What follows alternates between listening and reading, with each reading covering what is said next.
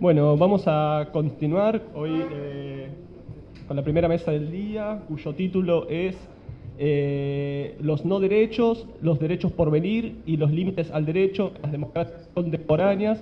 O sea, como verán, es un título amplio y que alude de manera central a los límites del derecho, o a pensar más allá de los límites o contra los límites o a partir de los límites del derecho. Y para ello vamos a contar con tres expositores de lujo, todos profesores de la casa, de quien tuve la suerte también de ser alumno de los tres. Así que si les parece bien, vamos a seguir el orden expositivo que tenemos en el programa. Comenzaríamos con Claudio, ¿sí? Claudio Martiñuk es abogado, o sea, tenemos en la singularidad en esta mesa que contamos con dos abogados, con Marcelo y con Claudio. Claudio es también profesor en esta facultad, en esta casa de la materia de epistemología desde hace muchos años, y también es profesor de filosofía del derecho en la Facultad de Derecho de esta universidad, y nos va a leer su ponencia que está titulada Reincidencia y superación sobre el derecho, la educación y la atención crítica. Así que le cedo la palabra.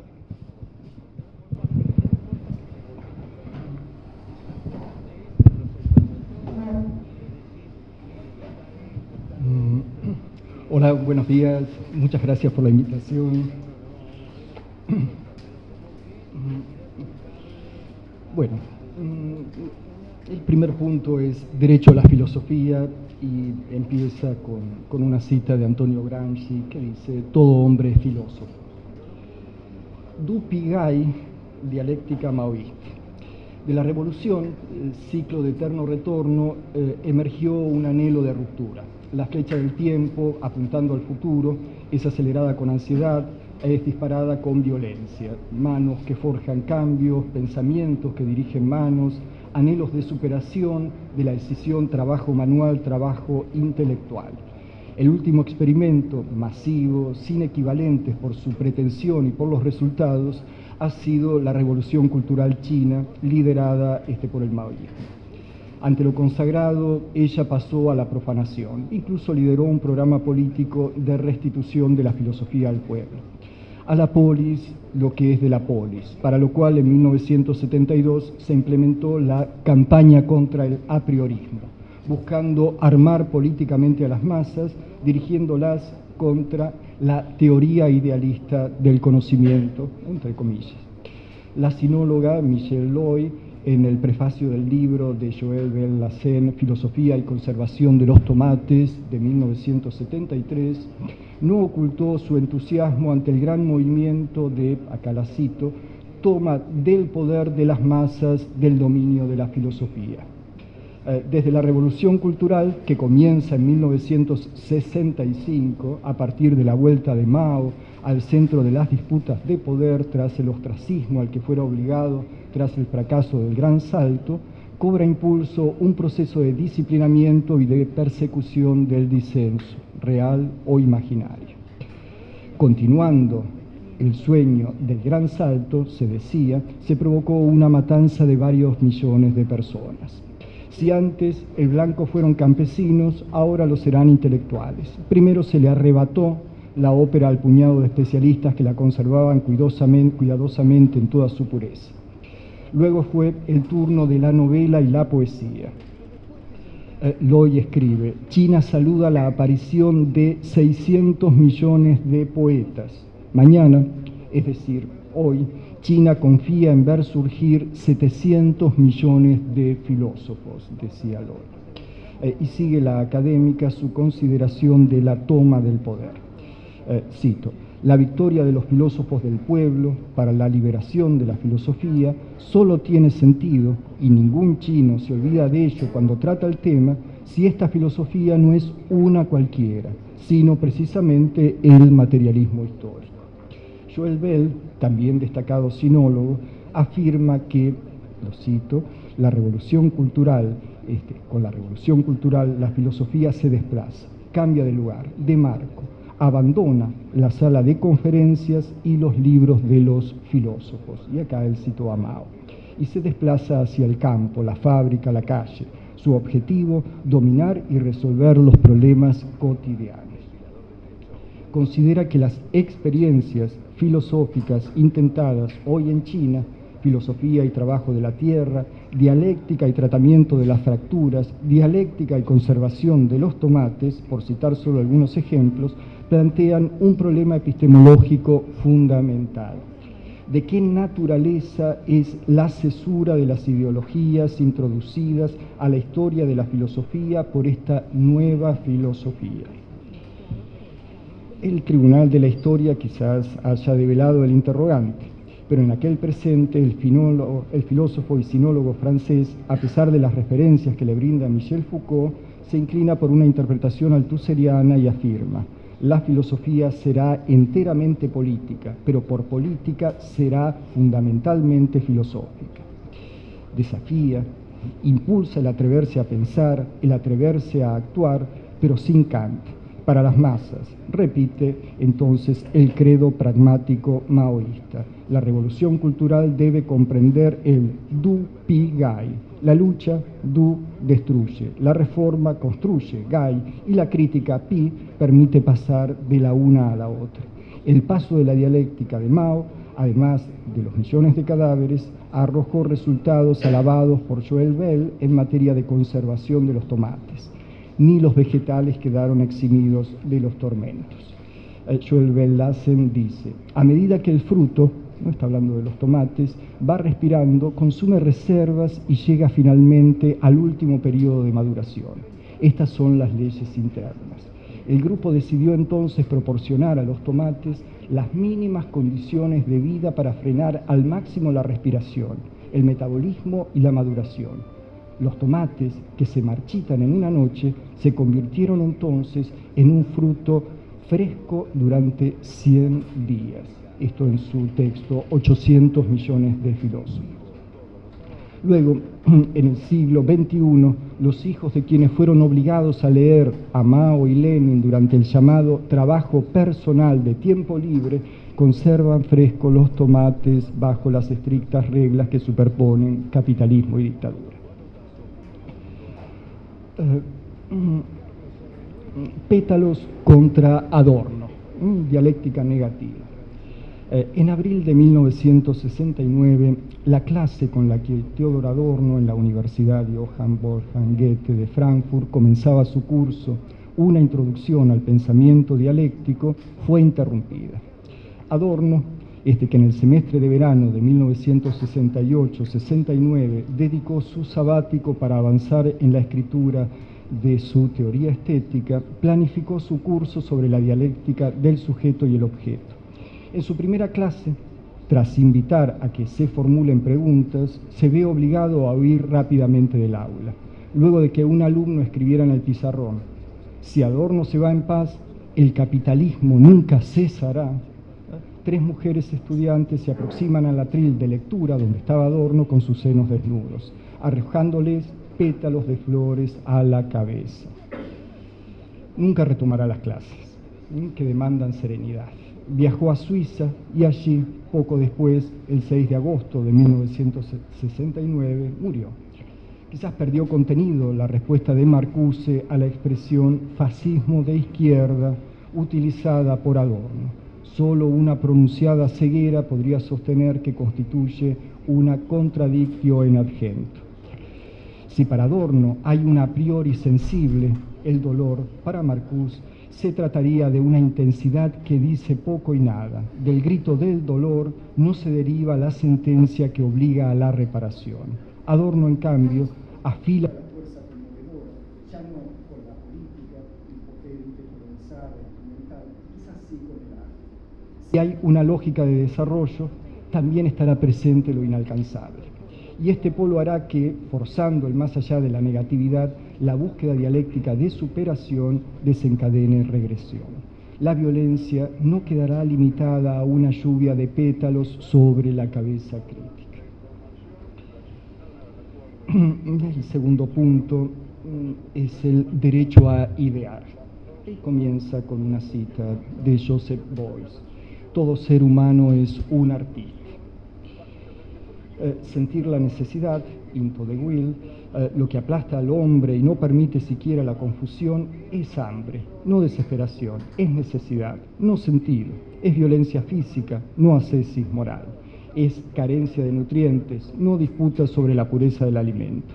La buena vida, a diferencia de la mera vida, salta y logra acceder y edificar formas en las que se entrelazan necesidades, obligaciones y responsabilidades. Desde cimas de esos entrelazamientos, la filosofía, desde Heráclito y Parménides a Hegel y Marx, de Sócrates a Wittgenstein, Spinoza, Nietzsche, Descartes a Husserl, Hume a Kant, Heidegger a Foucault, Quine a Kripke, desde esos nombres que remiten a ideas que están en lo más alto del cielo de nuestro mundo, son interpeladas la distinción existencia y pensamiento. Las diferenciaciones, facticidad e ideación, base empírica y lenguaje teórico, genealogía y validez, historia y normatividad, inmanencia y trascendencia, necesidad y contingencia, causalidad e imputación, repetición y superación, resolución y disolución, problemas científicos y diferendos filosóficos, cuestiones de hecho y cuestiones de derecho, percepciones y valoraciones, naturaleza y cultura, universalismo y pluralismo, por citar un puñado de dicotomías que comparten un aire de familia. Aire que se purifica y contamina en la teorización y la praxis, en la labor filosófica, científica, artística, técnica, política. Los hilos que se tejen y disuelven entre esas esferas, cortadas y partidas con filosas, pero igualmente torpes, navajas filosóficas genéricas con las que se ordenan y figuran fenómenos, se lanzan desde tribunas en las que los juicios de la naturaleza, la historia, el derecho, la razón, la estructura social, el inconsciente, son apelados y las sentencias finales diferidas. Estas cuestiones no pueden considerarse cuando la necesidad corroe el cuerpo. Sumisión a la miseria equivale a nulificación de la puesta en cuestión, nulificación de la suspensión de los fenómenos y de la interrogación sin fin. La necesidad que llega a corroer el cuerpo anula mundo, hace desaparecer aquello que hizo posible la escritura del poema de Parménides y todo lo que le siguió. ¿Cómo seguir una regla en ese extremo en el que la vida misma se haya puesta en cuestión por una forma de vida? Si la práctica social produce vidas que no pueden seguir una regla, y si para tal forma de vida pueda proseguir, se demanda el sacrificio de vidas excluidas del seguimiento de reglas, ya que seguir implica acceder a las escaleras del sentido, la duda y la desesperación, ¿cómo, sin más, seguir las reglas? ¿Acaso basta responder es así? Es como un hábito, como el lastre que encadena al perro a su vómito. Beck. Atender, respetar, profesión de fe. Libertad, obligación y responsabilidad son términos. Lo que termina al conceptualizarlos se halla anudando un punto, un haz, conjunción de lo impropio y lo propio, la sujeción a la unidad, la discontinuidad apuntada a lo discreto existencial, interpelación, imputación, cómputo de cada black box. Se trata de porciones atadas, exigidas, interrogadas, porciones inquietas, enredadas, fidelizadas, acompañadas, asistidas. En este juego de fuerzas hay reflexión, conservación de la flexión que acaricia, que forma con las manos, que trascienden el tacto y trazan vínculos teóricos, poéticas abstractas. En la libertad se halla el ensayo, explorar, interrogar pliegues, estar, descansar en el derecho a evadirse, perderse en la nada o en la fantasía, en la torsión y la distorsión, en el pasado, en lo difuso y aún no claro de otro lenguaje que se manifieste. Derecho a la mirada retrospectiva, a desistir, derecho también a excavar y salvar en el derrumbe, a asistir al tiempo que se escurre, a recuperarlo y retenerlo. Derecho al recuerdo, a la selección que hace lo único no sombrío, derecho a las figuritas olvidadas, al juego que arrastra a las sombras, derecho de ida y vuelta de la verdad en la historia, a la historia en la verdad, libertad y responsabilidad en la correlación entre genealogía y validez, entre mediación y superación, libertad contra las cosificaciones, responsabilidad ante la historia y el devenir. Obligación de atender a las conciencias cosificadas, obligación de estar al lado de los necesitados, al lado de las necesidades, obligación incondicional que también toma distancia para poder desde allí, desde ese lado, cerca pero fuera, en el umbral, idear, imaginar cómo traspasar y aliviar, realizar, en libertad hacia el objeto, en libertad ante las cosas, en ese estado que libera a Sísifo, en esa libertad que reconoce la cosa, la gravedad, en ese estado que graba, ante la cadena normativa, la atadura a valores, en el pensamiento, en el gusto, en la facultad de juzgar. Esa libertad, emergencia de otro mundo, ¿no? El aguijón normativo. Libertad contra esquematización, contra el mundo dividido en sujetos y objetos, en objetos hechos de personas, en cosificaciones de parcelas de la existencia. Pero lo humano no es lo último. Libertad que critica al humanismo. Trascender, criticar la norma unilateral, libertad como superación, como derecho a la crítica. Crítica a los ídolos, a la idolatría, idolatría de la propiedad aún de derechos humanos, crítica a la idolatría teórica, crítica al dogmatismo que invisibiliza el sacerdocio y la administración de sacramentos, las violencias de la Iglesia, y toda Iglesia es un ejército revisto de abstracciones. Crítica a los ídolos de la caverna de la conciencia, crítica a las ideologías, crítica al empirismo, a la ideología de la sangre y la tierra, crítica al reduccionismo y al determinismo, crítica de las imposiciones identitarias, críticas del disciplinamiento, crítica del derecho y de la cultura, crítica al lenguaje, crítica de la filosofía, de las narrativas, de la poética, de la crítica. Seguimos, claro, la senda señalada por Francis Bacon, crítica de las utopías.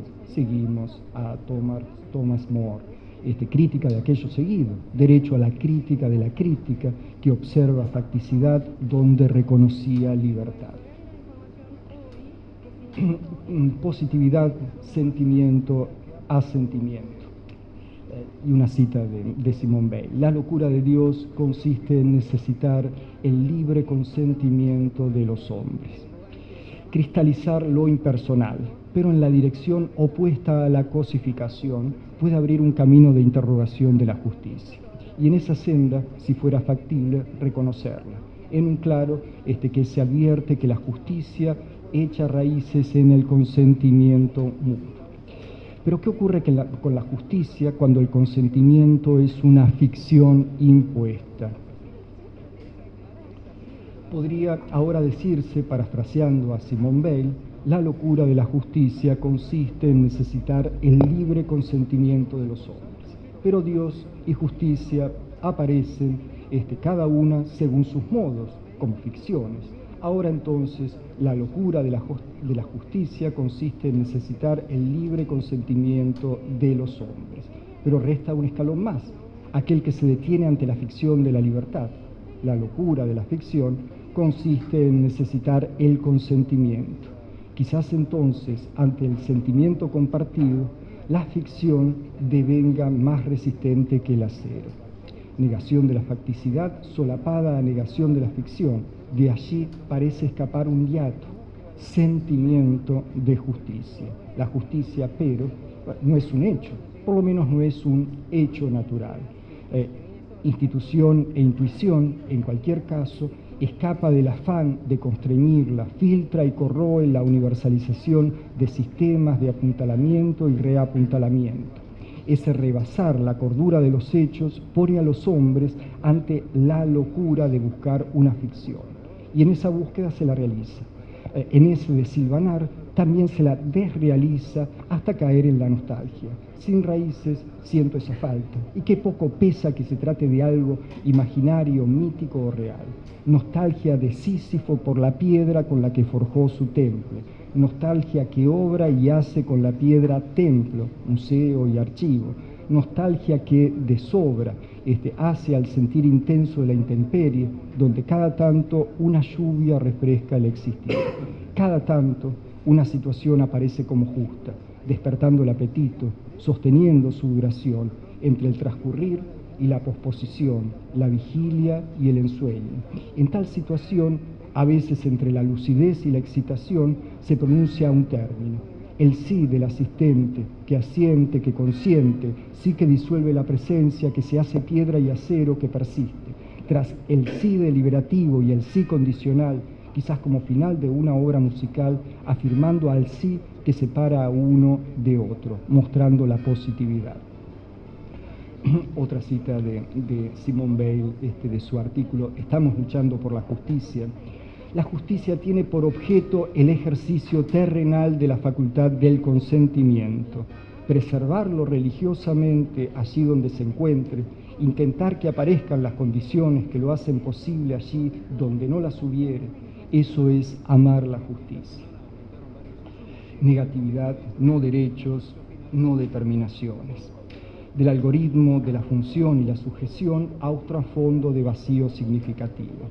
La puntuación insumisa, autodeterminante, tejedora de continente y forma de polaridades extremos, quizás varios, uno entre ellos, el que hace a la dicotomía determinación-indeterminación, sea revisable y la vuelta atrás de la mirada trastoque el montaje, descomponga el dispositivo que lo produce y entonces se lo manipule hasta trazar otra disposición, eso otro que a veces se llama libertad. Es lo que aparece en el margen dejado por las imposiciones para decidir. Es lo que hace zigzag entre esclarecimientos y espontaneidades. Determinar negativamente, advertir las dificultades, imaginar la significación de la negatividad, de sostener ese trabajo, se alza un escrutinio. Quizás resulte de él apenas la abreviatura de un sistema de encadenamiento.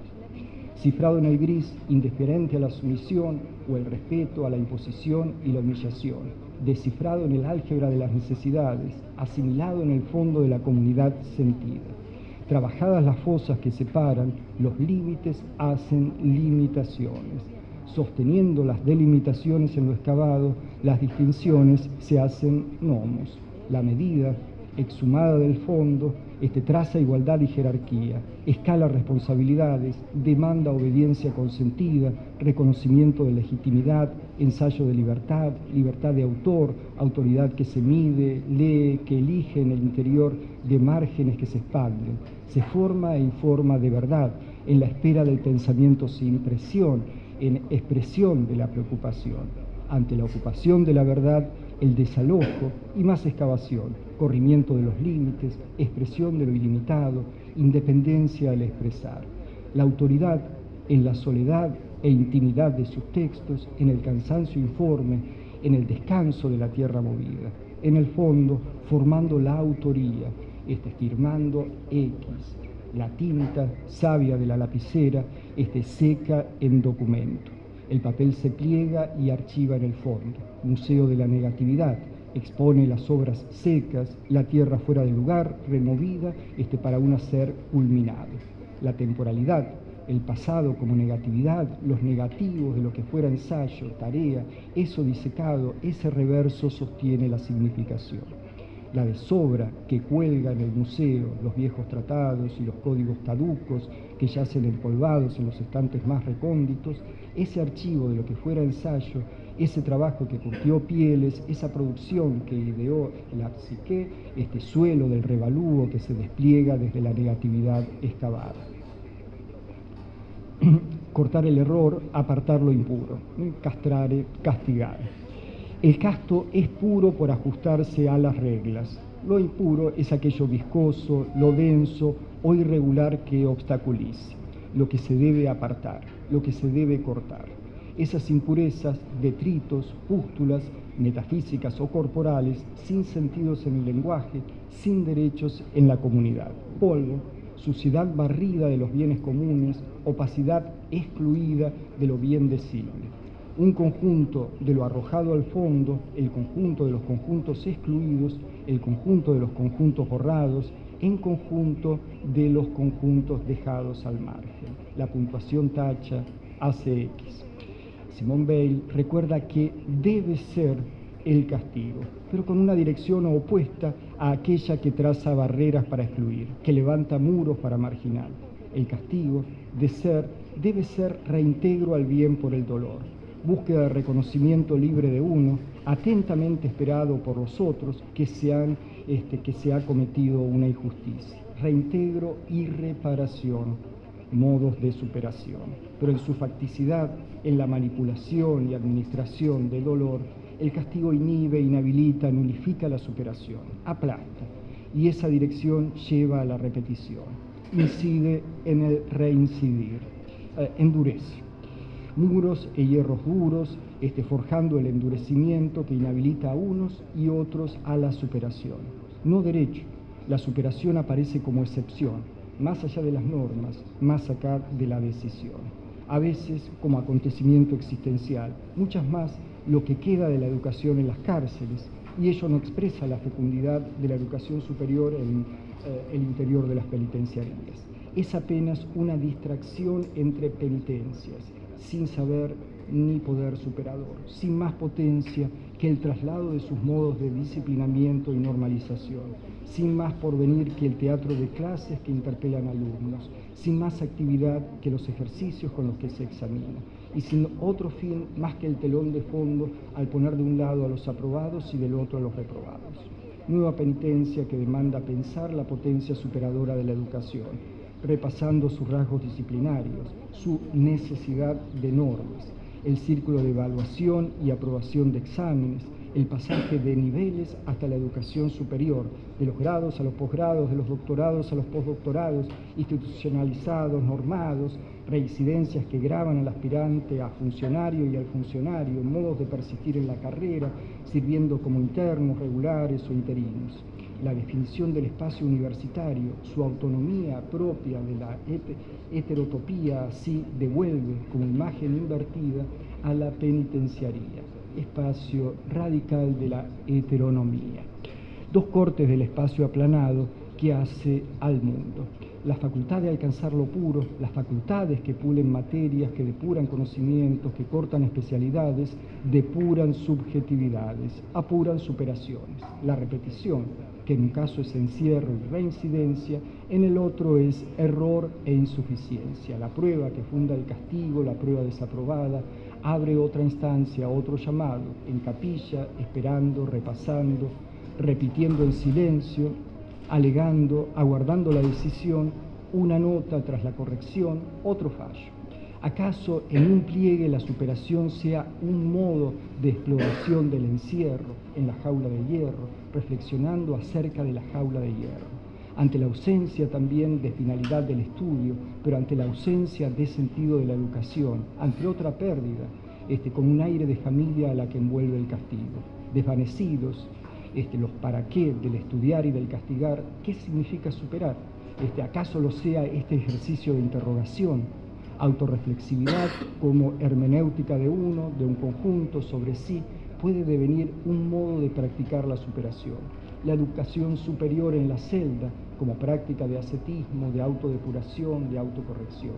En la celda, en el aula, postergación. Pero tanto en estudiantes como en docentes, tras la educación, se presenta también una libertad, superando inocencias y culpas, causando la operación que cambia al que opera. Superación. ¿Acaso ella configure una sociedad decente? No parece que se la pueda reconocer una y otra vez, visitando y revisando, asistiendo y resistiendo, investigando y reflexionando, más que por esta caracterización negativa referida a aquello que debe purgarse, la humillación. A esa dirección, entonces, con atención y cuidado, con mucha transparencia y cierto pesimismo también, imponer un libro rojo en las penitenciarías, sea de Mao o de Michel Foucault, o hacer de cada prisionero, de cada encadenado a la caverna, un filósofo o un sociólogo titulado, sabemos que ello de por sí no remedia, quizás alivie. ¿Sería ese un rasgo sensible de la mediación? El alivio es pobre si la práctica que opera en la dirección política, aunque fuere para abonar una teoría que deslegitima el castigo, abandona irresponsablemente la cotidianeidad carcelaria a la violencia ciega, dejando que prosigan las torturas, la corrupción, haciendo que se superen y eclosionen.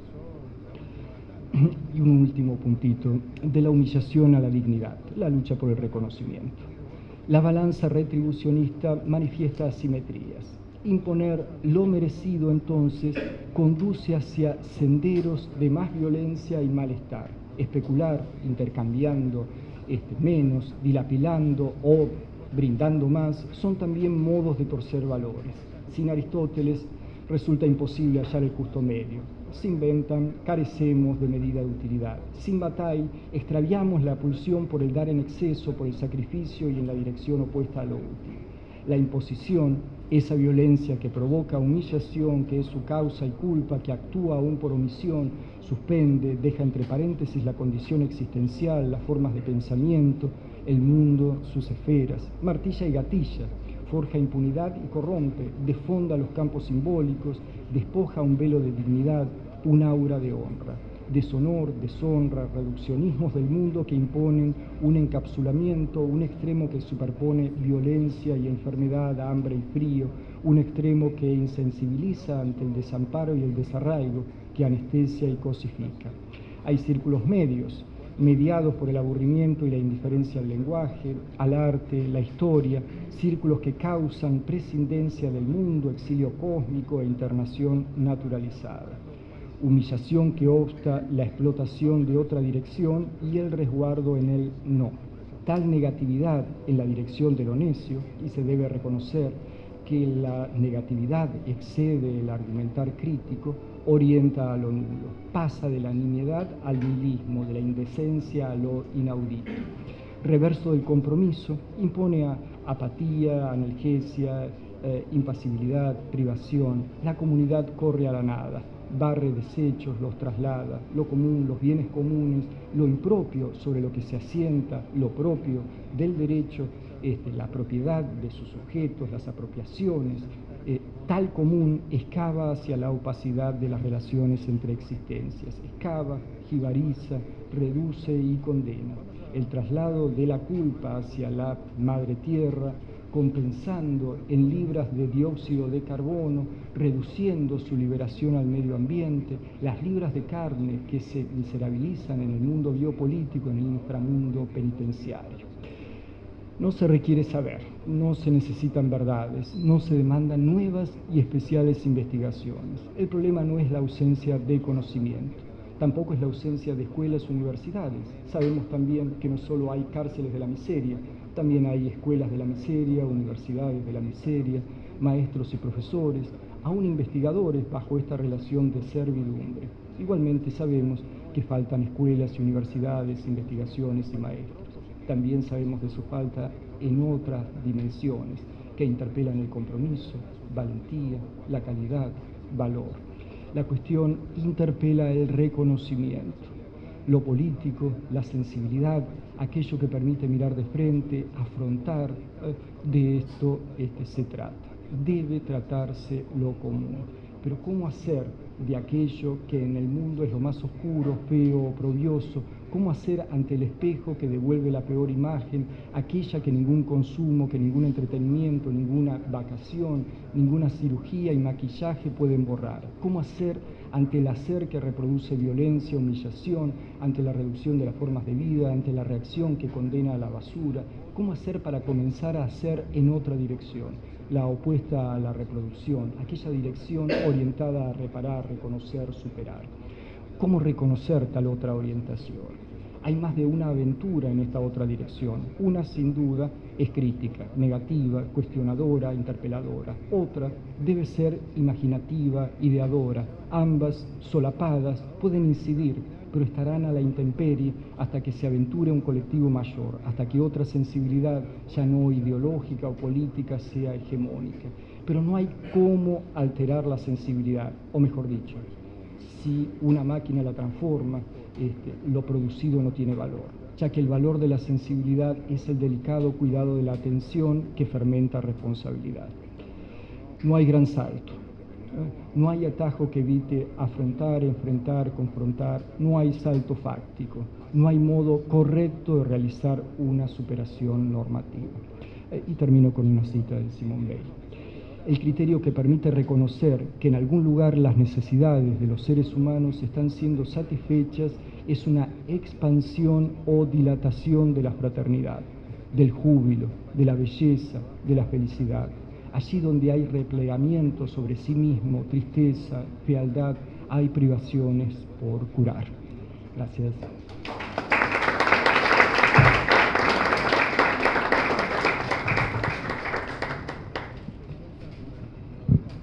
Muchas gracias, Claudio. Ahora vamos a continuar con Marcelo Rafín. Marcelo es investigador del CONICET por el Instituto Gino Germani. Está formado como abogado, sociólogo y también es doctor en filosofía, es especialista en temas de derecho, ya ha trabajado, ha sido objeto de una de sus publicaciones sobre subjetividad y derechos humanos en las dictaduras del Cono Sur, y vamos a ahora escuchar su ponencia titulada Sujeto, Política y Derechos, Potencialidades de los Derechos Humanos en la Arena Contemporánea. Bueno, muchas gracias.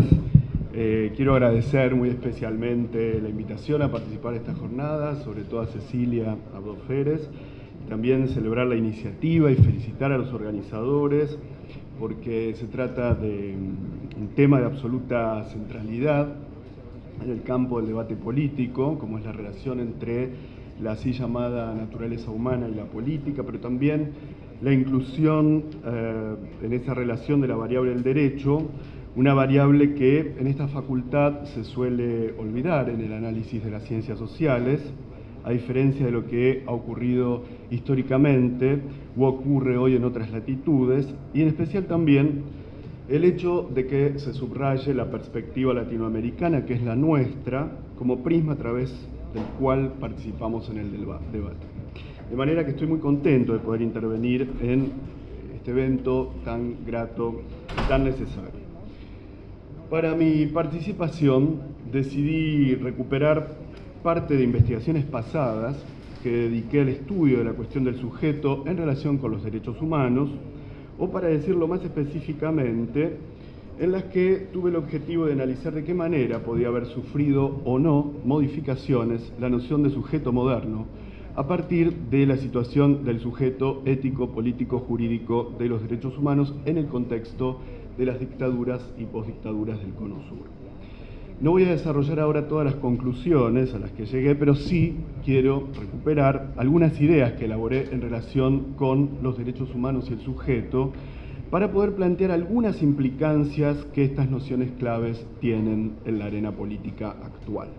Y esto en base a la constatación de que los derechos humanos se han transformado en un referente indiscutible y a la vez intocable de nuestras democracias contemporáneas, una suerte de creencia indiscutida a la que se recurre desde perspectivas teóricas, ideológicas o políticas muy diferentes. En efecto, los derechos humanos son reivindicados hoy tanto por la izquierda como por la derecha, por la tradición marxista y por la liberal, y han devenido una especie de posición políticamente correcta, cuyo único límite posible son las expresiones del fascismo, del totalitarismo, que se presentan como su negación misma.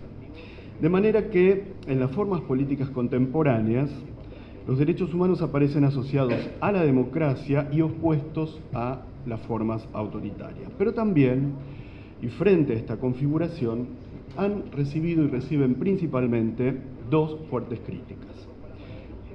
Primera, por un lado, la de la tergiversación por uso y abuso con fines que no son los propios, como por ejemplo el de justificar guerras o intervenciones militares en su nombre.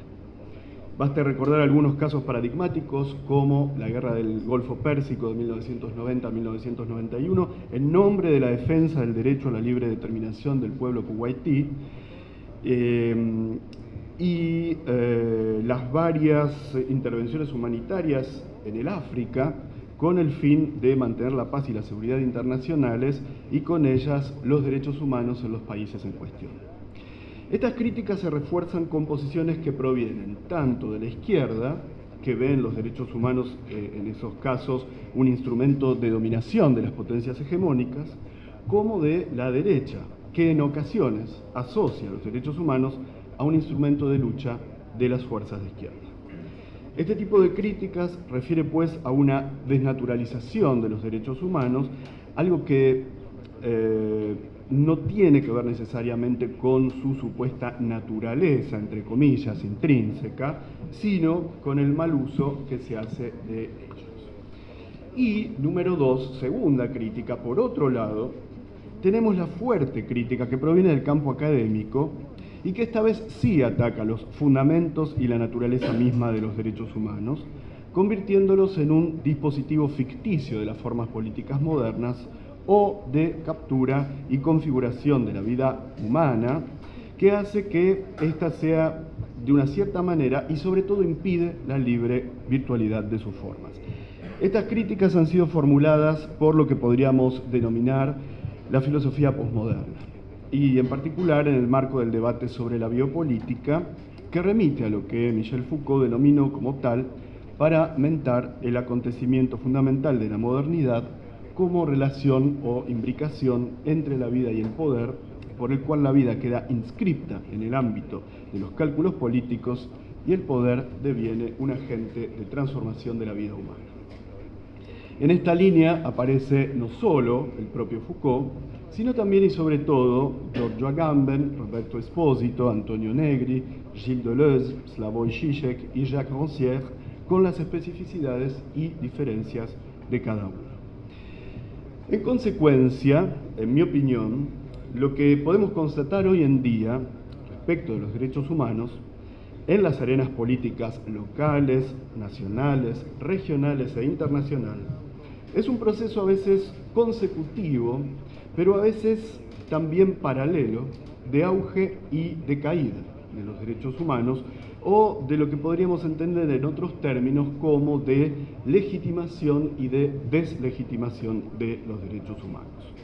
Vale decir que los derechos humanos constituyen hoy en día una realidad paradójica con connotaciones positivas y negativas. Es entonces frente a esta realidad que me pareció necesario retomar parte de las investigaciones pasadas sobre este tema y reformularlas a la luz de nuestro presente en las coordenadas que acabo de señalar, para ofrecerles una contribución que voy a desarrollar en 3 momentos breves. Primero, formular una pregunta clásica a los derechos humanos acerca del qué son, es decir, plantear una definición de los derechos humanos, porque ya en este plano comienzan las confusiones y los malos entendidos y es necesario saber de qué estamos hablando. Segundo, revisar rápida y brevemente algunas de las críticas de la filosofía posmoderna y del paradigma biopolítico, críticas que han planteado a los derechos humanos. Y tercero, proponerles una rehabilitación o nueva legitimación de los derechos humanos como herramienta estratégica de lucha y de creación políticas en la arena contemporánea, tanto local e interna como regional e internacional. Entonces paso al primer punto, que llamé genealogía de los derechos humanos, y que tiene que ver con la cuestión de la definición, saber de qué estamos hablando. Para definir los derechos humanos, elijo formular una pregunta en clave genealógica, en términos nietzscheano-foucaultianos, a los derechos humanos, es decir, comprender qué procesos históricos, políticos o de poder llevaron a su producción. Creo que en la respuesta a esta pregunta podemos reconocer 3 núcleos fundamentales. 1, los derechos humanos son un producto de la modernidad. 2, los derechos humanos aparecen como el correlato del surgimiento del sujeto moderno, de la idea que la modernidad elabora acerca del viviente humano, para emplear una expresión de corte nietzscheano, para referirnos al hombre de la filosofía o al individuo de la modernidad. Y 3, los derechos humanos son el producto de 2 o 3 procesos históricos o sociohistóricos. Respecto de la primera idea de la que parto, creo necesario señalar que con ello estoy afirmando que, en sentido estricto, antes de la modernidad, no podemos hablar de derechos humanos. Las transformaciones propias que trajo aparejadas el surgimiento del mundo moderno, que entre otras cosas llevaron a diseñar el mundo capitalista y a pensar el hombre como una parte escindida del todo social o político, fueron las que permitieron la aparición de aquello que se dio en llamar derechos naturales, derechos del hombre y finalmente derechos humanos. Así, no es posible pensar en derechos humanos sin las transformaciones propias del mundo moderno capitalista, que concibió la idea de un individuo con sentido y valor propios, cuyo continente específico se encuentra en la dicotomía de esferas entre el Estado-nación y el mercado. Ello no quiere decir que no se puedan reconocer elementos que servirán de antecedentes a las ideas que se conjugan en el mundo moderno y que darán por resultado sucesivamente los derechos naturales, los derechos del hombre y los derechos humanos, en siglos diferentes y a veces presuponiendo las formas previas. Entre esos antecedentes podemos encontrar desde la distinción griega clásica entre nomos y physis y el logos universal de los estoicos, hasta las cartas y privilegios de la Baja Edad Media o los desarrollos del derecho natural de cuño cristiano, pero también de las tradiciones islámica y hebrea. Pero lo que hoy llamamos derechos humanos solo fue posible por la configuración del mundo capitalista moderno que llegó a la idea de individuo.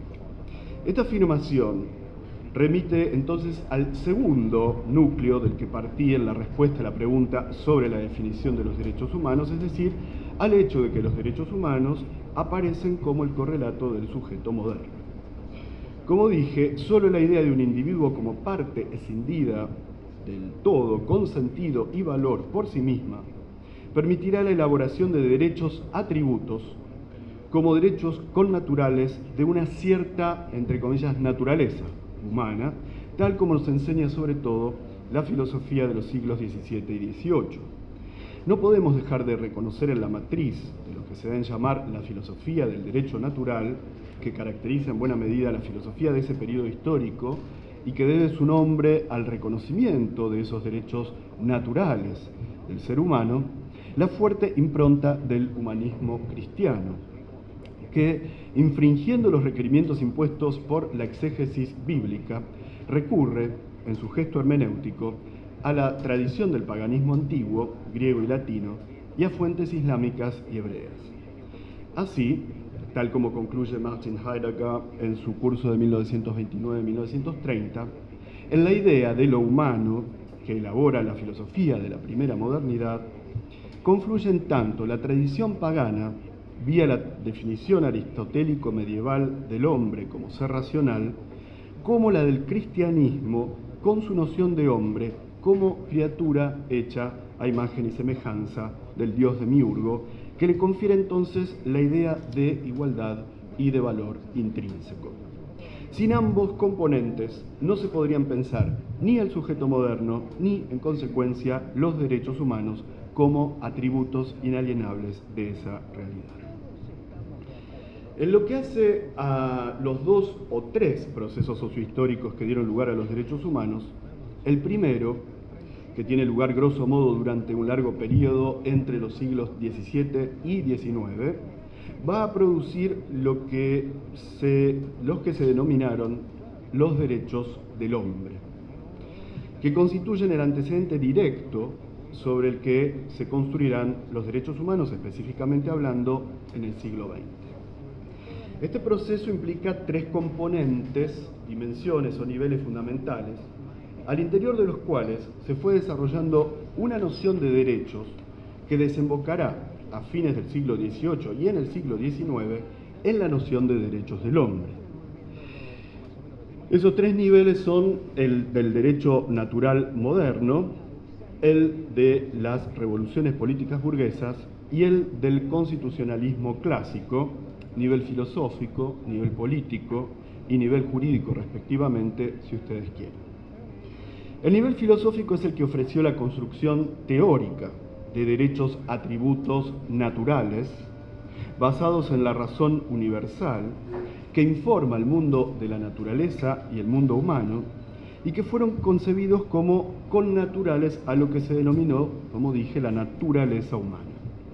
Sobre esta base, en la que gravitan particularmente los filósofos del derecho natural racional moderno, de los siglos XVII y XVIII, podríamos decir de Hobbes a Kant, las revoluciones políticas burguesas, que enarbolan los ideales del liberalismo frente al poder monárquico, ofrecerán el marco político, nivel político, en el que se desarrollarán esos derechos naturales, ahora convertidos en derechos del hombre, que hipostasían un modelo antropológico universal en base al tipo particular europeo, blanco, masculino, adulto y propietario, empleados como herramientas políticas frente al poder del rey y los grupos aristocráticos, sea, según los casos históricos en los que pensemos, la nobleza y el clero.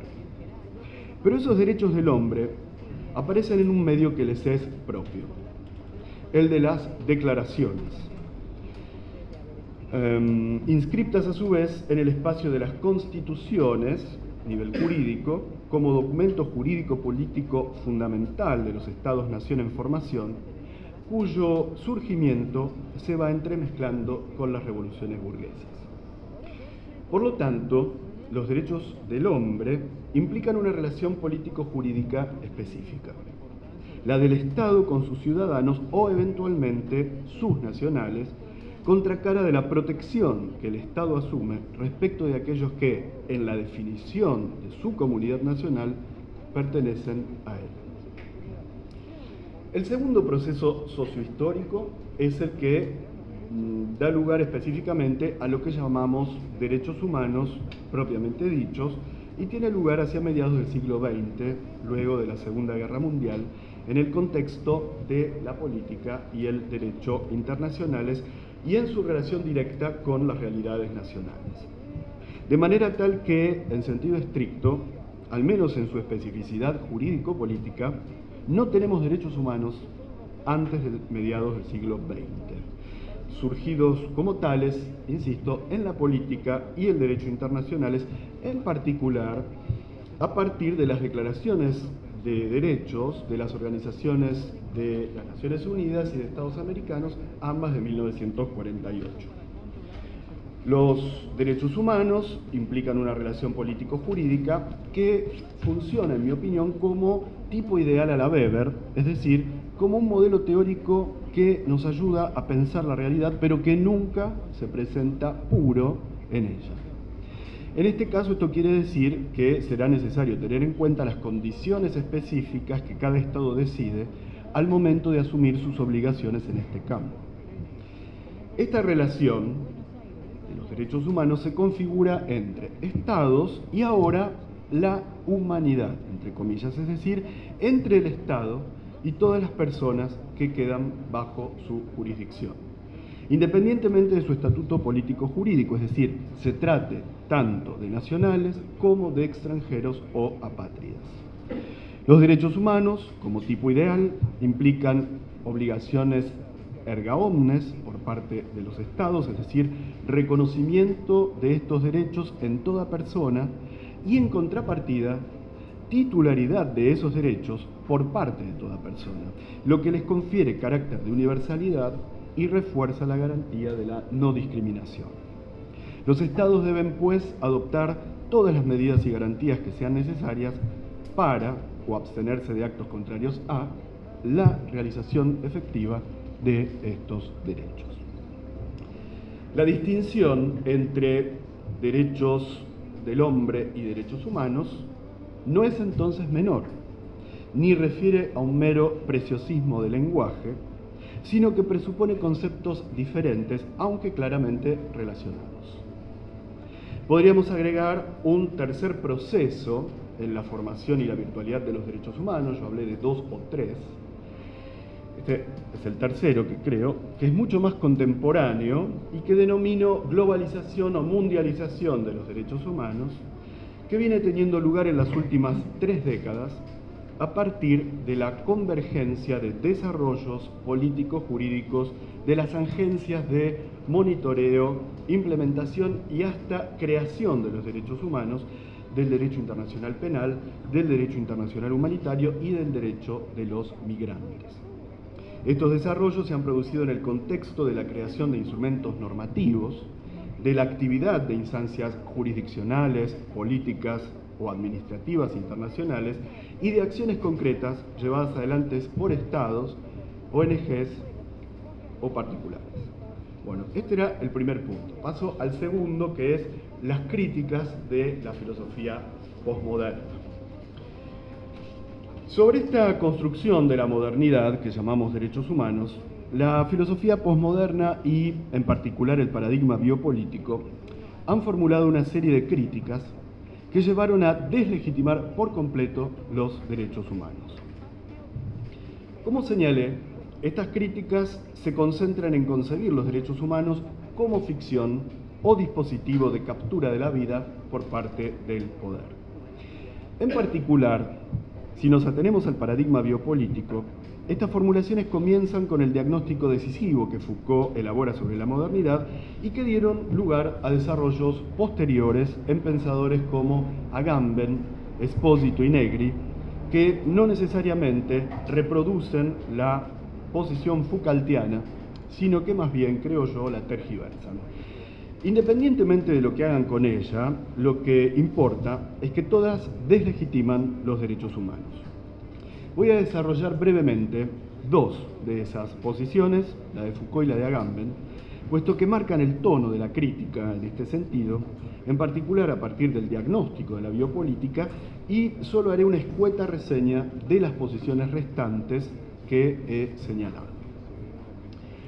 Foucault afirma en La voluntad de saber, esto es en el tomo primero de Historia de la Sexualidad, la obra en la que presenta oficialmente y desarrolla la noción de biopoder o biopolítica, que una de sus consecuencias fundamentales es la del giro fundamental que dio la norma a expensas del sistema jurídico de la ley, y que llevó a ubicar la vida del hombre en tanto viviente en el centro de las expresiones jurídicas. Así señala que el derecho a la vida, al cuerpo, a la salud, a la felicidad, a la satisfacción de las necesidades, y lo voy a citar, el derecho, y lo entrecomilla, más allá de todas las opresiones o alienaciones, a reencontrar lo que se es y todo lo que se puede ser, ese derecho tan incomprensible para el sistema jurídico clásico, fue la réplica política a todos esos procedimientos nuevos de poder que ya no tienen que ver con el derecho tradicional de la soberanía. Y termino aquí la cita. De manera tal que los derechos del hombre de fines del siglo XVIII y del siglo XIX, y luego podríamos agregar nosotros los derechos humanos, aunque la distinción es problemática en Foucault, puesto que, por un lado, él refiere a una noción que más bien coincide temporalmente con la de derechos del hombre, y por el otro, no se hace distinción en francés entre ambas expresiones, puesto que las dos nociones son designadas, al menos en Francia, como droit de l'homme. Bueno, son expresiones, esos derechos del hombre y derechos humanos, según Foucault, de la biopolítica, y entonces de la imbricación fundamental que, en su opinión, se produce entre la vida y el poder en la modernidad. No es esta la única oportunidad en que el filósofo refiere críticamente a los derechos del hombre, a los derechos humanos. En varios momentos de los cursos de 1978 y 1979, es decir, Seguridad, Territorio, Población y Nacimiento de la Biopolítica, los analiza como expresión de la gubernamentalidad, el concepto eje con el que en esos años sigue desarrollando su investigación sobre la biopolítica. Sin embargo, si bien Foucault critica de manera acerba estos derechos, no descarta la posibilidad de producir derechos a partir del ejercicio de resistencias y contrapoderes frente a la racionalidad gubernamental. En esos casos, prefiere hablar de derechos de los gobernados frente a los gobiernos. En este sentido, es ilustrativo el título del breve artículo para la creación del Comité Internacional contra la Piratería, que redacta y suscribe en Ginebra en 1981, y que el editor de Liberación, periódico en el que finalmente se va a publicar en 1984, traicionó con un título contrario a las intenciones de Foucault. Frente a los gobiernos, los derechos de los gobernados y no los derechos humanos, o derechos del hombre, como finalmente se publicó. También Seguridad, Territorio y Población desarrolla la idea de derechos de los gobernados. ¿Acaso sea esta expresión una manifestación de la noción Foucaultiana de nuevo derecho, nouveau droit, como la llama, que ya comienza a plantear en las conferencias sobre medicina social, que pronuncia en Río de Janeiro en 1974, como expresión de ejercicio de resistencia frente al biopoder, conferencias, por otro lado, en las que menciona por primera vez el concepto de biopoder y lo presenta rápidamente. Por su parte, Agamben señala los derechos del hombre y los derechos humanos y aclara que poco importa si se trata de uno u otro concepto, como una manifestación de la inscripción de la nuda vida en el paradigma soberano. Lo hace claramente en la primera de las obras que componen su investigación Homo Sacer, que lleva título homónimo y por subtítulo El poder soberano y la nuda vida, de 1995, y en los materiales complementarios de este libro, publicados tan solo un año más tarde, bajo el título de Medio sin fin. En ambas obras, los derechos humanos inscriben en cada oportunidad la vida natural o biológica del viviente humano en la matriz del poder soberano, ofreciendo así, sostiene Agamben en sus propias palabras, lo cito, una nueva y más terrible base al poder soberano del que querrían liberarse. Termino aquí la cita de Agamben. En cuanto a las restantes posiciones que critican los derechos humanos por referencia al diagnóstico biopolítico y más allá de él, Deleuze concibe los derechos humanos como abstracto puro. Espósito los ubica en el marco de lo que llama el paradigma inmunitario. Negri-Hart piensa los derechos humanos como parte del arsenal de la fuerza legítima de lo que denominan imperio, entendido como la contracara de la configuración biopolítica del mundo actual, mediante la intervención moral, particularmente las ONGs humanitarias, y la intervención jurídica, los tribunales internacionales o supranacionales. Rancière los reubica en la paradoja que implica la escisión marxiana entre democracia formal y realidad económica, entre la forma jurídica universal y los intereses materiales particulares, lo que lo lleva a reformular la politicidad a partir de sus propias condiciones de experiencia y un horizonte de posibilidad.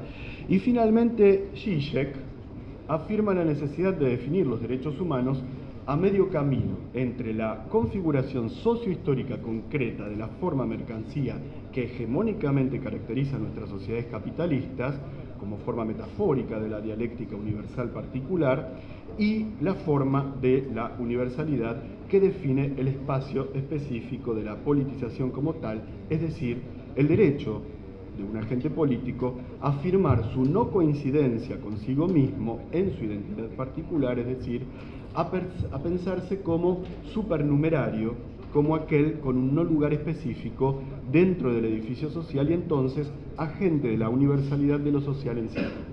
Ya sé que este párrafo no se entendió nada, pero traté de resumir las posiciones de todos estos filósofos porque me parecía muy importante traerlas a colación. No son menores, el embate que ellos representan a los derechos humanos es muy importante. Bueno, finalmente, le voy a proponer el tercer punto, que es una rehabilitación de los derechos humanos en la arena política actual. Frente a esta configuración paradójica de los derechos humanos en la arena actual, quiero entonces proponerles una rehabilitación de estos derechos que tenga en cuenta las críticas que en algunos casos, en mi opinión, razonablemente se le han formulado, pero que vaya más allá de ellas y los piense a partir de la potencialidad que tienen como herramienta de lucha política. Creo que algunas de las críticas de los filósofos posmodernos deben ser atendidas, pero no por ello es necesario deshacerse por completo de los derechos humanos. Es llamativo que en algunos casos, como el de Agamben particularmente, no se comprenda la virtualidad estratégica que estos derechos pueden tener a la hora de recuperar la bios, es decir, la vida calificada, evitando la libre disposición de la zoé, es decir, de la vida natural, en contextos como, por ejemplo, el de los genocidios, los exterminios, la situación de los migrantes, el terrorismo o las situaciones de exclusión. Y también creo necesario reconocer una base de igualdad que no significa homogeneidad a las formas de aquello que llamamos lo humano, que exija de todos modos una reelaboración permanente de esas formas o de las formas que puede asumir eso que llamamos lo humano. Para ello, hacer un uso específico y estratégico de los derechos humanos puede ayudar a superar las críticas planteadas y en particular ofrecer una resistencia a la biopolítica o tornar valiosa una vida que es considerada disvaliosa. En este sentido, se podría llegar a pensar en un uso eventual de la noción de nuevo derecho, tal como la plantea Foucault, en términos de resistencia y práctica de libertad de los gobernados, que se nos presenta como una incitación a la acción y a la imaginación en base a las situaciones y a los desafíos que atravesamos. Resta, sin embargo, una duda acerca de la formulación de esos nuevos derechos en una suerte de universalidad sin ley como producto de la inmanencia de la situación misma. ¿Es ello, en última instancia, un problema o solo una cuestión de congruencia teórica? En todo caso, el desarrollo de estas cuestiones, que romperían con las formulaciones de derechos en base al modelo histórico de la trascendencia de la ley con el que ha sido creado el derecho en Occidente, ameritaría un nuevo trabajo. De manera que me voy a detener por ahora aquí y les agradezco mucho.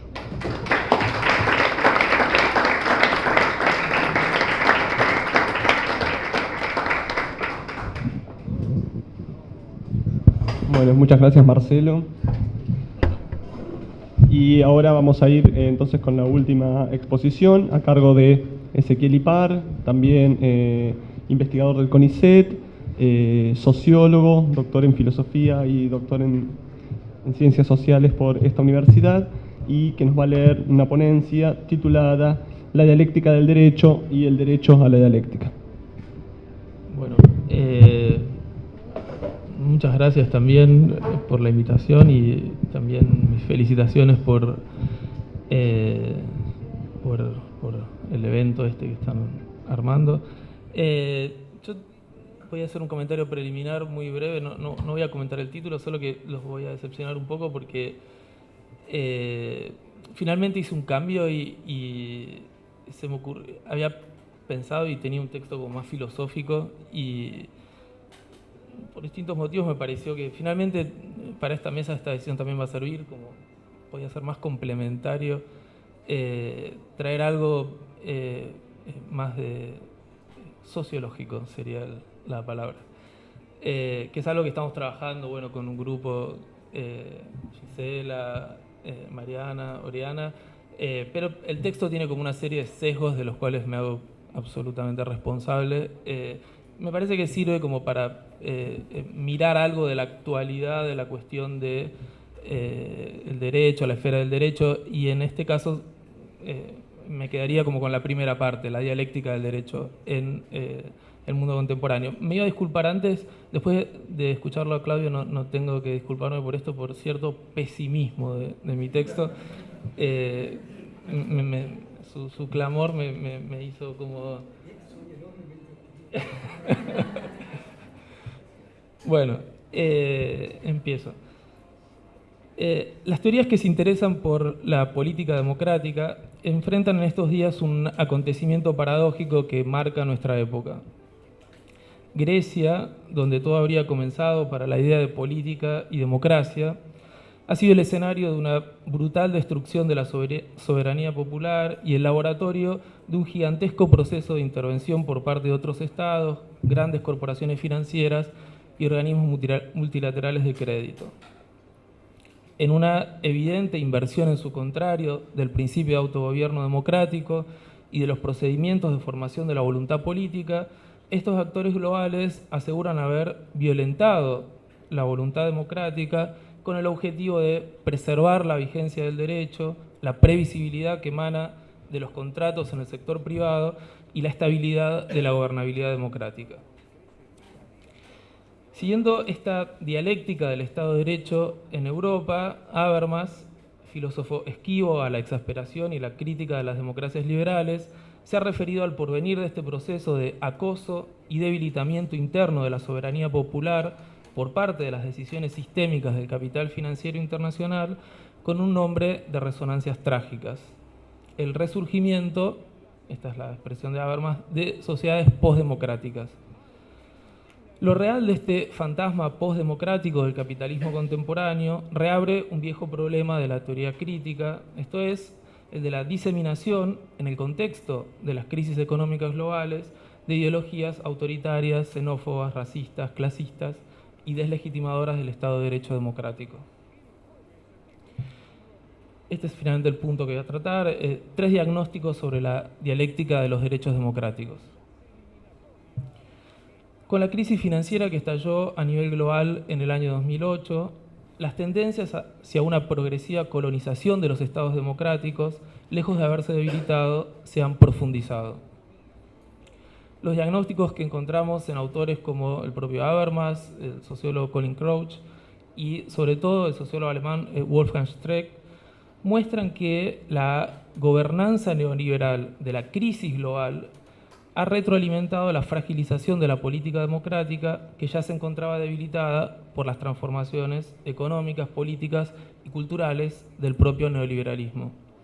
De este modo, la gestión neoliberal de la crisis del neoliberalismo estaría logrando un resultado inesperado: la profundización de los desequilibrios antidemocráticos de las democracias capitalistas. En el análisis de Habermas, esta crisis es el efecto necesario de una inconsistencia estructural. La desproporción que existe entre la plena integración sistémica de la economía global y la insuficiente integración política de quienes son afectados por este proceso de modernización económica. La autopoiesis del capitalismo completamente desregulado, que crea un estado del derecho en el que el derecho no tiene que escuchar ni los padecimientos de los explotados, ni someterse a la conciencia crítica de los ciudadanos, llevó a que las formas más fantasiosas de producción del capital financiero, esta es la hipótesis de Habermas, operaran autodestructivamente sobre el conjunto del sistema económico. Como sucedió antes en otras regiones de la economía global, Europa puede ser vista hoy como un laboratorio de esta inconsistencia fundamental, ya que cuenta con una moneda única a través de la cual circulan con ímpetu los procesos de modernización económica, pero no cuenta con ninguna institución o esfera de participación política que esté a la altura de los esfuerzos reguladores que los mercados creados por esa moneda única suponen. Este desbalance entre el alcance de los poderes democráticos y los imperativos que inscriben en las sociedades el nuevo capitalismo sería el responsable de la creciente desafección política, de la confusión a la que son sometidas los ciudadanos y de la impotencia de las principales fuerzas políticas. Con este resultado, la teoría económica neoliberal estaría logrando consolidar una extraordinaria performatividad ideológica, capaz de crear, esto es de Habermas, una nueva forma de vida donde todos deben convertirse en empresarios, clientes y competidores.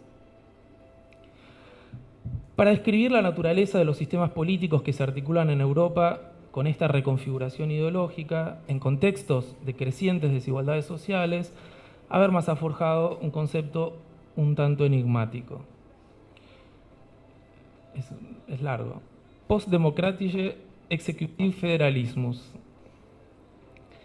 Con este concepto, Habermas pretende dar cuenta de estructuras jurídico-políticas en las que existe un poder ejecutivo eficiente en su capacidad para intervenir en el conjunto de la sociedad, que respeta el principio de la división federal para la aplicación de las políticas, pero que ha abandonado radicalmente su dependencia de los espacios democráticos de comunicación, deliberación y formación de la voluntad política.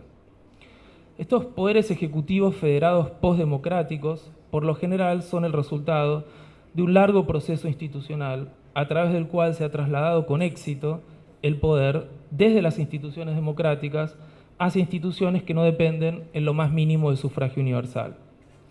Como puede ser el caso para Europa del Banco Central Europeo, la Comisión Europea, los tribunales de justicia que adquieren competencias supranacionales, así como los grandes agentes de financiamiento, el Fondo Monetario Internacional o el Banco Mundial.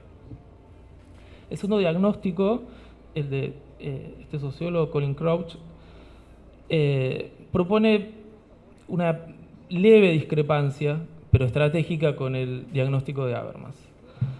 Su diferencia consiste básicamente en introducir un tercer término entre el Estado y el mercado. Esto es, lo que él hace es poner el foco en el creciente desempeño ideológico y político de las corporaciones oligopólicas globales. Lo que intenta mostrar es que los procesos de desciudadanización contemporáneos no son el producto de la expansión de un mercado de competencia perfecta, que era un poco la tesis de la colonización de Habermas, sino que, mercado de competencia perfecta que habría colonizado las actividades anteriormente realizadas o garantizadas por el estado de bienestar. Los distintos casos que estudia Crouch muestran que las corporaciones económicas globales ya no operan en los mercados, sino que crean circuitos económicos especiales completamente inmunizados frente a la competencia, a las diferencias culturales y a la participación democrática de las regiones en las que se desempeñan. Esta inmunización inscribe una racionalidad económica que bloquea el juicio y la capacidad de elección, inclusive de los ciudadanos consumidores, y se reproduce haciendo posible exclusivamente un nuevo tipo de relación que vincula, por el lado de la producción, a proveedores oligopólicos eficientes y por el lado del consumo a usuarios cautivos de un sistema dirigido, sin regulaciones estatales ni alternativas de mercado. Este proceso, esta es su conclusión, genera un tipo de desciudadanización diferente y superior a la que ya había transformado a los ciudadanos en clientes, dejándoles ahora a la mayoría de las poblaciones el papel todavía más pasivo de usuarios de un sistema de interacciones económicas en el que no quedan habilitados ni para la demanda de justicia de los ciudadanos, ni para la exigencia de calidad y diversidad de los clientes. Finalmente, el análisis de Streeck, que combina el análisis sociológico de la marcha actual de las reformas neoliberales con el análisis histórico de los componentes de esta crisis del capitalismo. Lo hace para poder pensar los desafíos que esto genera para el Estado de Derecho democrático. Invitando a una revitalización de la sociología de la crisis de los años 70, alude obviamente a Habermas y a Hofe, sostiene que la situación actual coincide con la última fase de las sucesivas estrategias de contención del conflicto que estructura a las democracias capitalistas. Esto es, el conflicto entre las pretensiones democráticas de justicia social y las demandas de redistribución de recursos materiales y simbólicos según la ley de la productividad marginal del capital. Desde la posguerra, este conflicto intentó ser resuelto básicamente de 4 maneras, que de alguna manera se relacionan con distintas configuraciones de la esfera del derecho.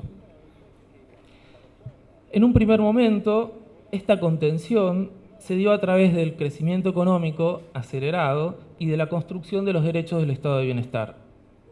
Él lo sitúa en la posguerra y en los años 60. Luego, cuando las secuelas de la guerra comenzaron a disiparse y las potencialidades del crecimiento acelerado se agotaron, el conflicto entre derechos democráticos y derechos del capitalismo se reordenó básicamente a través de la combinación de 2 fenómenos: inflación y acuerdos corporativos parademocráticos. La tercera alternativa, que señala por lo general el punto en el que el proceso inflacionario se volvió intolerable para la opinión pública, consiste en el intento de contener el conflicto a través del endeudamiento estatal. Esto lo ubica entre la década del 80 y el 90. De modo de garantizar los derechos del estado de bienestar sin las contradicciones políticas del estado de bienestar. Finalmente, cuando la deuda pública acumulada se vuelve insostenible, se recurrió a la fase de liberalización financiera y crecimiento exponencial de la deuda privada, del 2000 hasta la crisis del 2008. Para Streeck, el aumento de la inflación que ocurre a comienzos de los años 70, esto es muy curioso porque a veces se desconoce, en Estados Unidos en esa época la tasa de inflación promedio era del 12%, la de Japón era del 23%, la de Francia era del 14% y la de Italia era del 22%. Esa era la tasa anual de inflación de estos países. En algún momento dijeron que no querían tener más eso y entonces fue el síntoma de que ya no se podía resolver el conflicto estructural mediante el juego redistributivo creado por el estado de bienestar, por lo cual comenzaban a producir efectos sistémicos las presiones contrapuestas de los trabajadores ciudadanizados con altas demandas de bienestar y seguridad, por un lado, y las demandas de productividad y lucro de las empresas y los grandes agentes financieros, por el otro. Cuando el proceso inflacionario amenazó con derivar en una crisis de la economía, el conflicto se resolvió, entre comillas, anticipando la distribución de bienes y servicios aún no producidos, primero a través de la deuda pública y luego a través de la deuda privada. Pero todo este ciclo de inflación, acumulación de deuda pública y luego acumulación de deuda privada es el que ha estallado a nivel global con la crisis del 2008.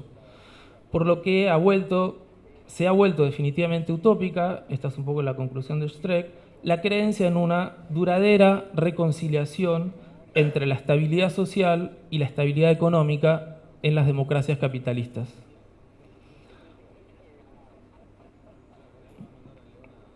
Lo relevante del planteo de Habermas, Crouch y Streeck no es solo su rico análisis del ciclo de la crisis de las democracias capitalistas, sino su interpretación de los desafíos que generó la crisis actual en la investigación teórica y empírica de la sociología de la democracia.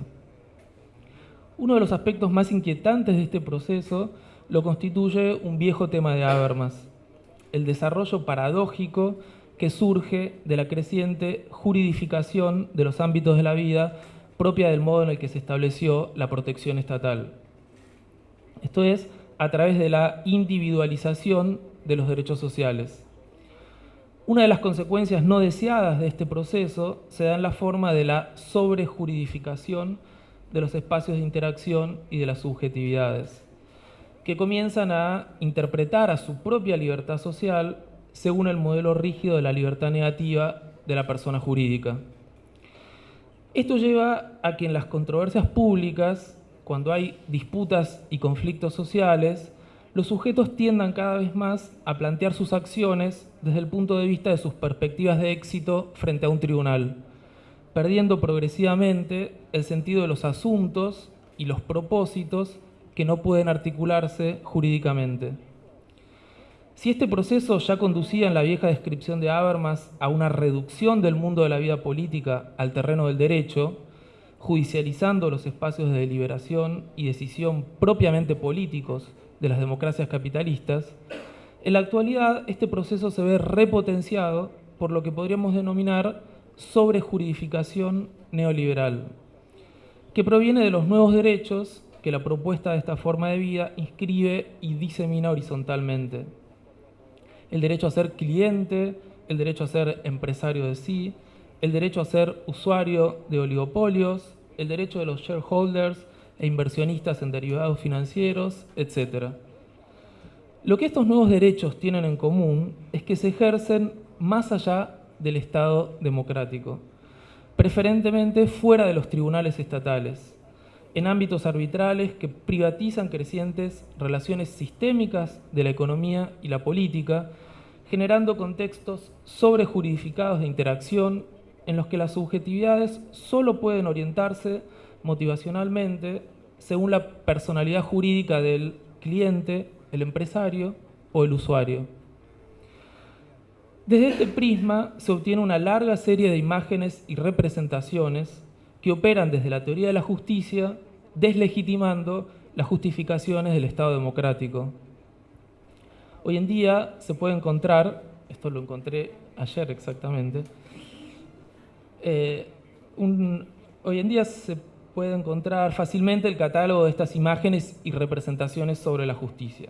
A modo de ejemplo, una fundación argentina, que se llama Fundación Argentina para la Responsabilidad Intelectual, acaba de publicar una larga serie de mitos de las ideas de la Ilustración, la democracia y el populismo que se propone desenmascarar. Estos son los mitos que se propone desenmascarar en una charla que van a dar el próximo miércoles. Fíjense el encadenamiento. En primer lugar, el mito de la igualdad. Luego, el mito del bien común.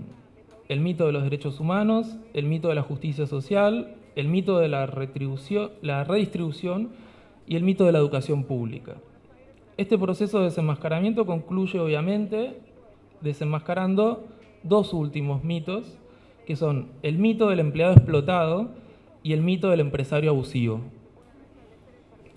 Pura ética de la responsabilidad del empresario, el cliente y el usuario. Pero junto con la emergencia de síntomas claros de una intensificación de las contradicciones en la esfera del derecho, entre las aspiraciones del Estado de Derecho democrático y las nuevas formas del derecho que promueve el capitalismo contemporáneo, aparecieron otras formas de la dialéctica en el derecho, que no tienen que ver con conflictos o controversias sobre el tipo de derecho, su interpretación o su configuración funcional como subsistema social, sino con la experiencia de la ausencia de cualquier relación con el derecho, que produce amplios y muy diversificados efectos en medio de la crisis. Este vacío del derecho aparece claramente en los puntos en los que se actualiza el desencuentro entre el tiempo del mundo de la vida política de las sociedades y el tiempo de las necesidades sistémicas de la acumulación del nuevo capitalismo, generando algo así como el estado de excepción propio de la forma de gobierno neoliberal.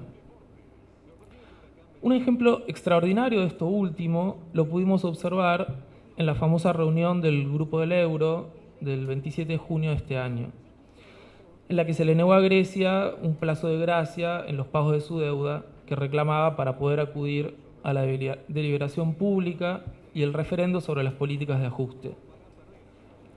El relato del ministro de Finanzas griego, Yanis Varoufakis, es especialmente esclarecedor. El contexto es muy conocido. En un primer acto, el presidente del Eurogrupo rechazó la propuesta griega y convocó a una nueva reunión, esta vez sin la presencia del propio Varoufakis.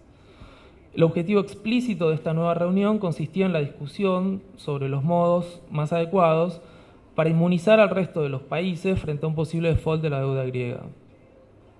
Frente al desafío que implicaba esta nueva reunión, Varoufakis requirió la asistencia legal del secretario del Eurogrupo para saber si un tema tan importante podía ser tratado sin la cláusula de consenso que era usual para ese tipo de deliberaciones y si estaba dentro de las facultades legales del presidente del Eurogrupo la posibilidad de excluir de la discusión a un ministro de Finanzas de un Estado miembro. En el segundo acto se produce el desenlace de esa noche trágica, cuando el ministro griego recibe la sorprendente respuesta de parte de los asesores legales de esta institución que se suponía altamente burocratizada y regulada por tratados, leyes y protocolos procedimentales. La respuesta del asesor legal del Eurogrupo fue la siguiente, y cito la transcripción.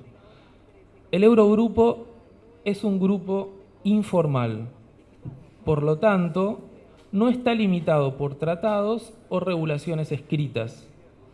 Si bien por convención adhiere al principio de unanimidad de sus miembros, el presidente del Eurogrupo no se encuentra limitado por ninguna regla explícita. Lo interesante de este desencuentro es que muestra plástica y dramáticamente lo que ordinariamente no se debe, no se puede o no se quiere mostrar de la escena contemporánea en la que se analizan los síntomas de la crisis y se planifican las formas de intervención. Esta tragedia griega puso a la pulsión política del neoliberalismo en un lugar desacostumbrado. No porque el estado de excepción le resulte ajeno, puesto que todas las políticas de shock se basan en este tipo de suspensiones o ausencias de la ley, sino porque tuvo que personificar en una figura política el ejercicio del poder más allá del derecho. En este caso, la figura del presidente del Eurogrupo actuando sin limitaciones, como un soberano ficticio que no tiene que seguir ninguna regla explícita. Evidentemente, esto no se refiere a la potestad o el arbitrio concreto de esa figura institucional, porque sabemos que el presidente del Eurogrupo carece de todo poder real. Pero sí fue una especie de parodia del paródico soberano de Hegel. El presidente del Eurogrupo apareció como símbolo de un poder no en este caso de la eticidad estatal, sino el poder de la excepcionalidad en la que operan las potencias del capital financiero frente a las regulaciones de los estados de derecho democráticos.